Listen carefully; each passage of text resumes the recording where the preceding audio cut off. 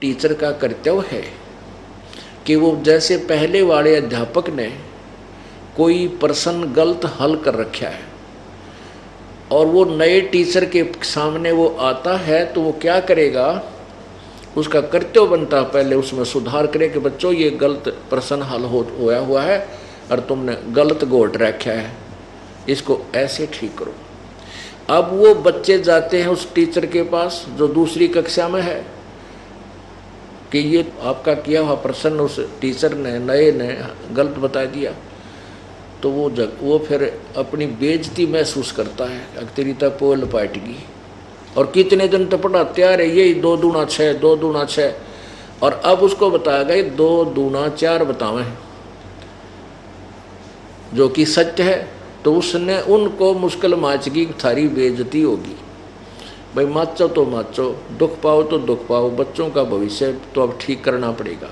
तो अभी तक हमारे को जो गलत ज्ञान दे रखा था उसको ठीक करना मेरा परम कर्तव्य है, इसलिए परमात्मा ने यह ड्यूटी दी है। जो ये ना करूँगा तो धिक्कार है मेरे जीवन को, आग लगा इसी जीवन को, काल मरता आज मरूँ।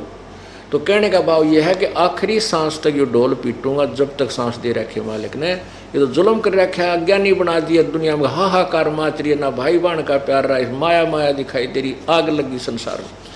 इसके अतिरिक्त इस ज्ञान के बिना संसार में सुधार नहीं हो सकता और ना आपस में प्यार हो सकता और ना ये संसार धनी हो सकता।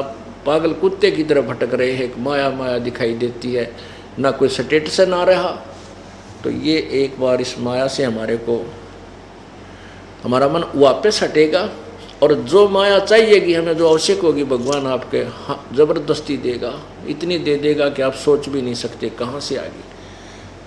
परमात्मा ही देगा, तभी हम संतुष्ट भी होंगे और वो बढ़िया भी होगी, अच्छा भी होगा। 2 नंबर से नहीं होगा तो उससे पाप भी नहीं लगेगा। जैसे आप बीमार हो गए और बीमारी में 20-30-50 हज़ार रुपये लगने हो, परमात्मा 1 मिनट में वैसे ठीक कर दे तो 20-50 हज़ार रुपये बच गए, ना रिश्वत लेनी पड़े, ना कि तो और 2 नंबर की झूठ बोलनी पड़े, आपका कितना सारा मिल गया।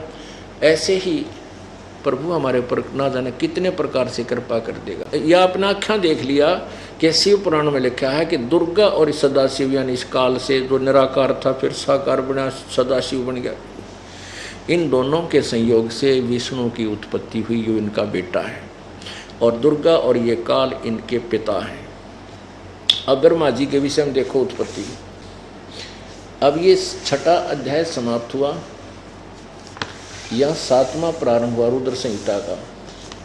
ब्रह्मा जी कहते हैं देव से तत्पश्चात यानी विष्णु के उत्पन्न होने के बाद, तत्पश्चात कल्याणकारी परमेश्वर शाम सदाशिव ने पूर्ववत प्रयत्न करके मुझे अपने दाहिने अंग से उत्पन्न किया। यानी दुर्गा और उन दोनों ने अपने पति पत्नी व्यवहार से मुझे उत्पन्न किया। उन महेश्वर ने तुरंत ही अपनी माया से मोहित करके नारायण देव की नाभि में डाल दिया और लीलापूर्वक मुझे वहाँ से प्रकट किया। इस प्रकार इस कमल से पुत्र के रूप में मुझ हरणागर्भ का जन्म हुआ। अब ये आप ब्रह्मा कह रहे हैं कुछ झूठी कुछ सच्ची बताऊं भाई, मैं तेरे सच्चाई पूरी तो है नहीं, लेकिन क्योंकि झूठी क्यों कह रहा है ये, जब ब्रह्मा जी कमल के फूल पर उत्पन्न हुए और ये पुराणों का ज्ञान ब्रह्मा जी द्वारा ही दिया गया है, वो सबका वही ज्ञान दाता है, लेकिन इनके आगे वक्ता उस ज्ञान को श्रवण करके बोलने वाले अलग अलग हो गए।